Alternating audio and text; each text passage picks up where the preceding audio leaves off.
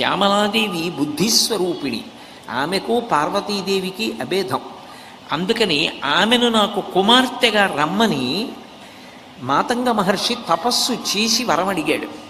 ఆయన అంత తపస్సు చేశాడు కాబట్టి మాతంగ మహర్షి యొక్క కుమార్తెగా వచ్చింది కాబట్టి మాతంగి అని పేరు పెట్టుకుని వచ్చింది. అందుకే కాళిదాస మహాకవి అమ్మవారు ప్రత్యక్షమైనప్పుడు మాణిక్య వీణాం ఉపలాలయంతీం మదాలసాం మంజుల వాగ్విలాసాం మహేంద్ర నీలజ్యుతి కోమలాంగీం మాతంగ కన్యాం మనసా స్మరామి అంటాడు. ఓ మాతంగ కన్యా, నిన్ను మనసా స్మరించుచున్నాను అంటాడు. అంటే మాతంగ మహర్షి హిమవంతుడికి స్నేహితుడు. హిమవంతుడికి పార్వతీదేవి కూతురుగా వచ్చింది, ఆయన అసూయపడలేదు. నేను కూడా హిమవంతుడు ఎట్లా పార్వతీదేవిని కుమార్తెగా పొందాడో అట్లా నేను కూడా పొందాలి అంటే తపస్సు చెయ్యాలి.